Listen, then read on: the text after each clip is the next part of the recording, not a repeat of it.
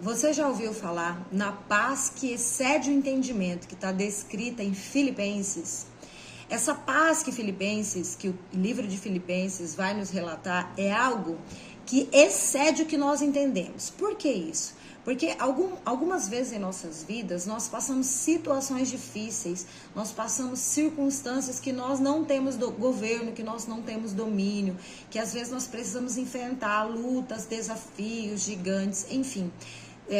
Situações de crises, de depressão, de tristeza, de angústia, de ansiedade, de pressa, de insatisfação, todas essas coisas que nós passamos na vida que movimentam as nossas emoções, elas podem ser abafadas pela paz que excede o entendimento. Ou seja, por que excede o entendimento? Porque nós não entendemos como ela pode tomar conta de nosso ser, essa paz, mesmo em meio a tantos conflitos, mesmo em meio a tantas guerras e situações que nós enfrentamos.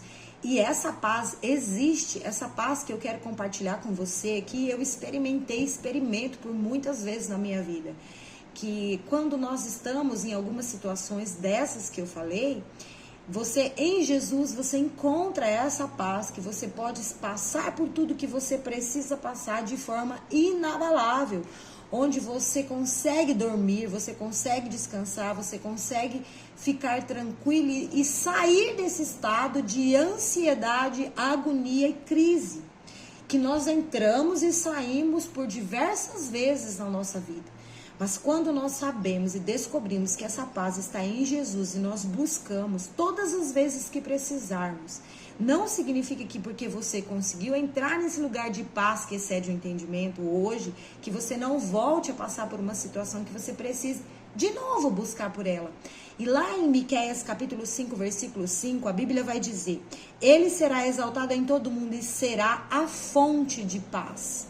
Aqui Miqueias está profetizando sobre a vinda de Jesus sobre a terra. Então, ele é a fonte de paz. Toda a paz que nós encontramos no mundo, nas coisas aqui, que não vem da parte de Jesus, essa paz é passageira. Todas essas situações que nós encontramos lugar de paz nesse mundo, são pequenas porções que saciam as nossas emoções.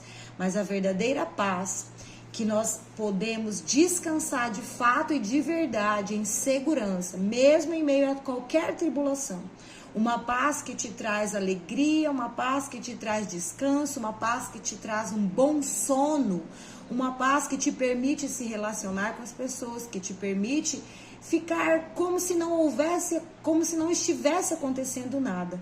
Essa paz só quem pode te dar é Jesus, porque Ele é a fonte pura e insaciável de paz.